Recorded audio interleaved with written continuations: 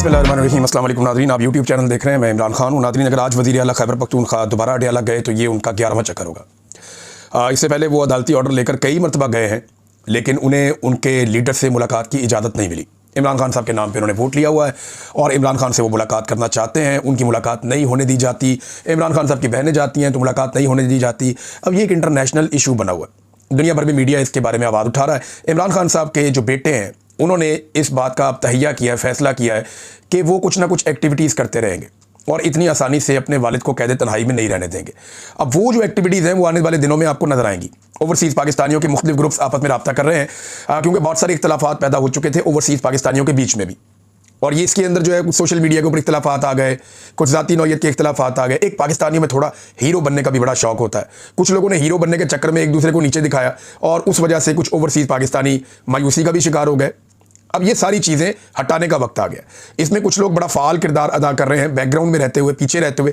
उनमें मैं चंद शख्सियात के नाम बड़ी अच्छी तरह जानता हूँ। कासिम सूरी उनमें से एक शख्सियत है, कुछ और लोग हैं, इसमें जुल्फी बुखारी साहब हैं, कुछ और आरिफ अलवी साहब, बाकी लोग हैं। ये सब कोशिश कर रहे हैं आहिस्ता आहिस्ता कि कुछ भी करके जो ओवरसीज़ पाकिस्तानी है, सज्जाद बरकी साहब है, ये इमरान खान साहब के पुराने साथियों में से एक है, और ये लोग कोशिश कर रहे हैं कि जो ओवरसीज़ पाकिस्तानी है उनको वापस पूरी तरह से मुत्तहिद किया जाए और इकट्ठा करके एक कंबाइंड कोशिश की जाए, एक मुत्तफ़िका तौर पे कोशिश की जाए पूरी दुनिया में इमरान खान साहब के ऊपर होने वाले जुल्म और ज़्यादती को उजागर करने के लिए। अब इसमें जो है लंदन से एक बड़ा ज़बरदस्त आगाज़ किया है। मुआज़ नामी नौजवान है, ये इनका ताल्लुक ISF से है। इन्होंने कहा जी अब जब इमरान खान साहब की मुलाकात नहीं ना होने दी जाएगी, जब तक इमरान खान साहब नहीं मिलेंगे तब तक हम बरतानिया में सफारत खाने के बाहर धरना देंगे, हर मंगल वाले दिन आएंगे, आकर धरना देंगे।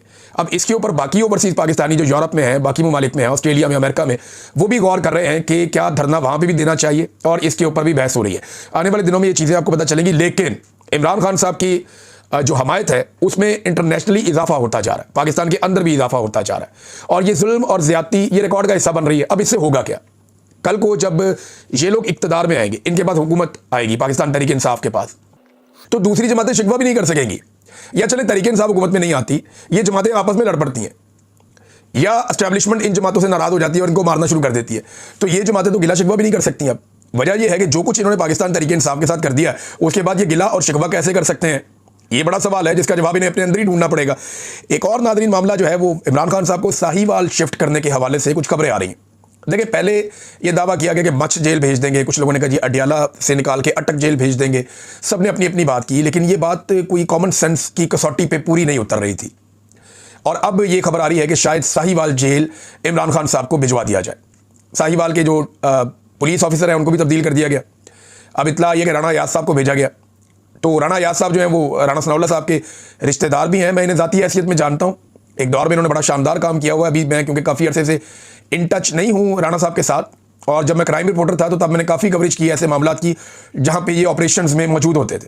लेकिन क्योंकि इनके राणा सनाउल्लाह साहब से रिश्तेदारी है तो ये कंट्रोवर्सी है, और पाकिस्तान तहरीक इंसाफ का दावा है कि इन्होंने बड़ा जुल्म किया गुजरावाला में, दीगर जगहों पे जहाँ पे इनको मौका मिला, इन्होंने पाकिस्तान तहरीक इंसाफ पे जुल्म करने में कोई कसर नहीं छोड़ी। ये तहरीक इंसाफ का कहना है, और वो लोग कह रहे हैं कि अगर इनको वहाँ भिजवाया जा रहा है तो फिर दाल में कुछ काला है। बहरहाल इमरान खान साहब को अगर ये साहिवाल शिफ्ट कर देते हैं तो होगा क्या? देखिए, केसेस इमरान खान साहब के इस्लामाबाद के हैं, जजेस वहाँ से आते हैं, वकला वहाँ से आते हैं। तो अब वहाँ से इमरान खान साहब को उठा के अगर साहिवाल ले जाते हैं तो वकील पहुँचेंगे साहिवाल, केसेस जो है वो लगेंगे साहिवाल, जजेस पहुँचेंगे साहिवाल, और साहिवाल में जो है वो कोशिश की जाएगी कि जैसा माहौल अडयाला जेल के बाहर बन जाता है, क्योंकि रावलपिंडी के वर्कर बड़े तगड़े हैं, वो इस्लामाबाद से भी आ जाते हैं। फिर एक और बहुत बड़ा फैक्टर है जिसको हम नज़रअंदाज नहीं कर सकते कि खैबर पख्तूनख्वा रावलपिंडी से ज़्यादा दूर नहीं है। तो जो स्वाबी का ज़िला है या मर्दान का ज़िला है या जो करीबी इलाके हैं, अब वहाँ से लोग बहुत बड़ी तादाद में ट्रैवल करते हुए वो पहुँच जाते हैं अडयाला जेल। 100, 200, 400 बंदा पहुँचना कोई मसला नहीं होता। और वज़ीर आला खैबर पख्तूनख्वा भी हर हफ्ते जो है वो अडयाला जेल के बाहर आ जाते हैं। तो इन सारे सर्कमस्टांसेस से और इन चीज़ों से अवॉइड करने के लिए साहिवाल जेल की ऑप्शन पे गौर हो रहा है एक खबर के मुताबिक।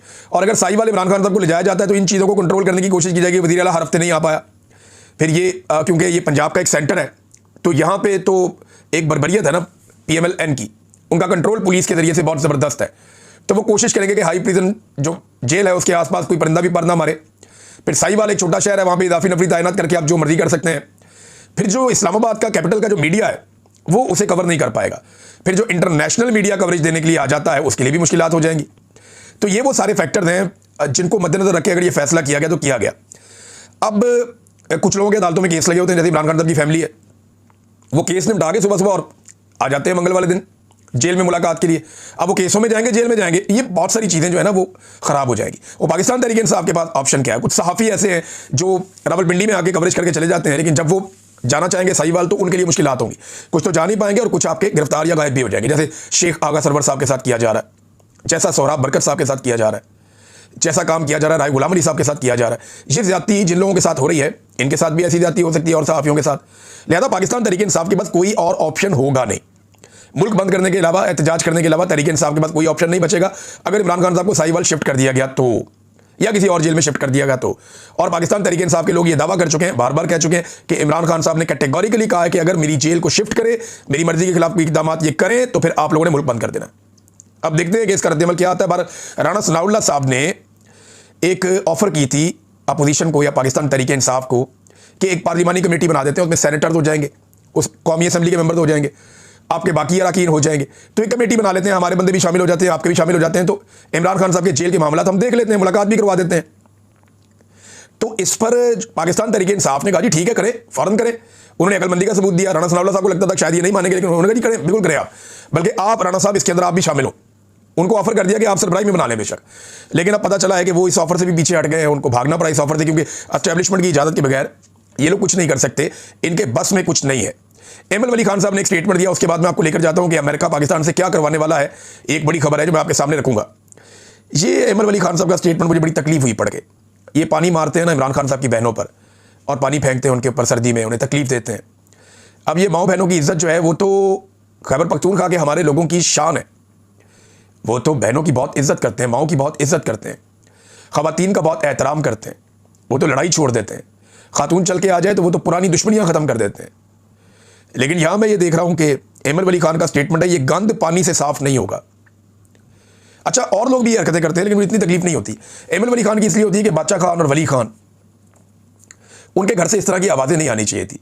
सेनेट की सिर्फ एक सीट के लिए कोई आदमी इस हद तक गिर सकता है। मुझे बड़ी तकलीफ होती है एमएल वली खान को जब मैं ऐसी बातें करते हुए देखता हूं, लेकिन ये इसका नतीजा भी इन्हें भुगतना पड़ेगा।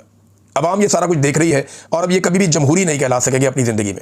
ये गैर जमहूरी लोग हैं और ये रजिस्टर्ड हो चुका है कि ये लोग या इनसे ज़्यादा गैर जमहूरी कोई नहीं है। अब आ जाए नाज़रीन उस इंटरनेशनल इशू की तरफ जो आसिम मुनीर साहब के गले पड़ने वाला है और पाकिस्तान के गले पड़ने वाला है। डोनाल्ड ट्रंप को खुश करने के चक्कर में शहबाज शरीफ ने और आसिम मुनीर ने, इन दोनों ने डोनाल्ड ट्रंप की तारीफों में ज़मीन आसमान के कलाबे मिला दिए। हत्ता कि डोनाल्ड ट्रंप को इन्होंने अमन के नोबेल पीस प्राइज़ के लिए नामजद भी कर दिया। पाकिस्तान वो पहला मुल्क बन गया। इसराइल के साथ मिलकर पाकिस्तान ने काम किया, बाद में इसराइल इस काम के अंदर शामिल हो गया।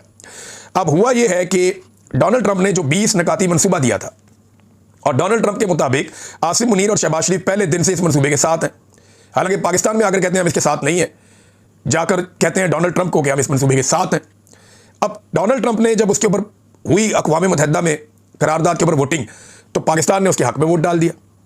अब वो मंसूबा ये कहता है कि 20,000 फौजी फौरी तौर पर गजा में भेजे जाएंगे। ये 20,000 फौजी मुसलमान मुल्कों के होंगे ताकि दीगर मुसलमान मुल्कों को कोई एतराज़ ना रहे। यानी मुसलमान ममालिक से 20,000 फौजी इकट्ठे किए जाएंगे और वो फौजी भिजवाए जाएंगे गजा में, और पर बाद में ज़रूरत के तहत इनकी तादाद में इजाफा किया जाएगा। कुछ मुसलमान ममालिक जो है वो अपने फौजी और अपने हथियार और अपने लोग भेजेंगे। कुछ मुसलमान ममालिक जो हैं वो इस काम के लिए माली इमदाद फराहम करेंगे, डिप्लोमेटिक इमदाद फराहम करेंगे, इंसानी इमदाद फराहम करेंगे। ये तय हो गया था। अब मामला ये हुआ कि ममालिक आहिस्ता आहिस्ता पीछे हटना शुरू हो गए, क्योंकि उनके अवाम की तरफ से रद्द-ए-अमल आ रहा है और अवामी रद्द-ए-अमल के खौफ से मुसलमान ममालिक पीछे हट रहे हैं।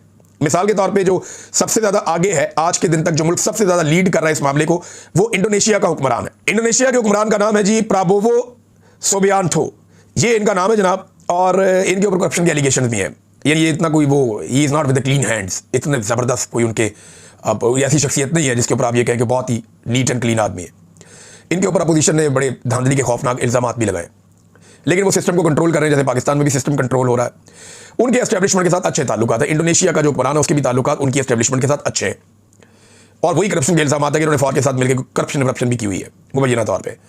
अब ये जो प्राबोवो सुबियांतो है, इन्होंने सबसे ज़्यादा जल्दी दिखाई थी और इन्होंने कहा था कि 20,000 फौजी तो इंडोनेशिया भेजेगा गजा में हमास को गैर मुसल्लह करने के लिए और ट्रंप के मंसूबे पर अमल दरामद करने के लिए। पाकिस्तान ने भी हामी भर ली थी, दीगर कई ममालिक ने हामी भरी थी, लेकिन अब ममालिक पीछे हटते चले जा रहे हैं। नंबर 1 जो मुल्क सबसे पहले पीछे हटा वो तुर्की है। तुर्की खुद ये चाहता भी नहीं है और इसराइल भी तुर्की से खाइफ रहता है। लिहाजा तुर्की इस खेल से बाहर हो गया कि जी हम तो कोई फौजी नहीं भेजेंगे गजा में स्टेबलाइजेशन फोर्स के लिए, डोनाल्ड ट्रंप के मंसूबे को अमली जामा पहनाने के लिए। उसके बाद दूसरा मुल्क आ गया यूएई। यूएई ने वादे तौर पे इनकार कर दिया। उन्होंने कहा जी कोई कानूनी फ्रेमवर्क प्रॉपर मौजूद नहीं है, लिहाजा हम अपनी फौज नहीं भेजेंगे। नंबर 3, उर्दन ने भी साफ इनकार किया। उर्दन के शाह ने साफ इनकार किया। उन्होंने कहा जी कोई फौज हम नहीं भेजेंगे गजा में डोनाल्ड ट्रंप के मंसूबे पे अमल दरामद के लिए। अजरबैजान पहले इस पे गौर कर रहा था, लेकिन अब अजरबैजान ने भी साफ इनकार कर दिया कि अभी हम कोई फौज गजा नहीं भेज रहे और हम फौज नहीं भिजवा सकते। सिर्फ एक मुल्क इंडोनेशिया है, वो अपने मौके पे पूरी तरह कायम है, जबकि पाकिस्तान का मौके डमाडोल रहता है। वो पाकिस्तान में आते हैं तो ताहिर अशरफी या इस तरह के मौलवियों से वो स्टेटमेंट दिलवाते हैं कि कोई नहीं जा रहा, हम इसराइल को तस्लीम भी नहीं कर रहे, हम हमास को गैर मुसल्लह भी नहीं कर रहे, तो हम ये और वो इधर कहानियां सुना देते हैं। लेकिन जब वहां जाते हैं तो वहां कहानियां कोई और सुना देते हैं। तो अब ये जो कहानीबाजी है ये गले पड़ने वाली है। वजह यह है कि डोनाल्ड ट्रंप को अपने मंसूबे पे अमल दरामद करना है और जल्द अज जल्द उसे फौज का एक हिस्सा वहां पे कायम करना है गजा में, और ये मुसलमान फौज होनी चाहिए। तो कौन से ममालिक है जहां से फौज ली जा सकती है? लेकिन तुर्की ने तो इनकार कर दिया, बड़ी फौज उनकी है, ईरान शामिल हो ही नहीं सकता। एक और बड़ी फौज उनकी है, इराक शाम आपके सामने उनकी हालत है, लिहाजा फौज जाएगी कहां से? देखिए ना, जिन मुल्कों ने इनकार किया उनके अंदर आप देखना, कतर ने कहा जी फौज नहीं भेजूंगा, यमन फौज नामुमकिन है वो नहीं भेजेंगे, उनकी अपनी जंग चल रही है। बहरीन इन्होंने भी कहा जी फौज नहीं भेजूंगा। ओमान ने भी शिरकत से साफ इनकार कर दिया। ये वो ममालिक हैं जो फौज नहीं भेजेंगे, ना कोई भेजेगा, कोई मुल्क फौज नहीं भिजवा रहा गाजा में हमास को गैर मुसल्लह करने के लिए। फौज जाएगी कहां से? पाकिस्तान और इंडोनेशिया के ऊपर पूरा का पूरा तकिया है। इंडोनेशिया जो है वो कंफ्यूजन का शिकार जरूर है, वहां पे एक बड़ा अवामी रद्द-ए-अमल आ सकता है। सियासी नुक्ता नजर से ये तज्जियाकार कह रहे हैं कि इंडोनेशिया की हुकूमत के लिए ये कदम खतरनाक हो सकता है। उसकी वजह यह है कि इंडोनेशिया इसराइल को तस्लीम नहीं करता और अवामी रद्द-ए-अमल इसराइल के खिलाफ बड़ा सख्त है इंडोनेशिया में। सऊदी अरब ने कहा कि वो किसी सूरत फौज नहीं भेजेगा, सिर्फ डिप्लोमेटिक और माली मदद करेगा, और सऊदी अरब ने साफ कहा कि वो अपनी फौज को नहीं भेज रहा। अतालिया ने बहुत सारी शराइत रखी, लेकिन वो भी अपनी फौज नहीं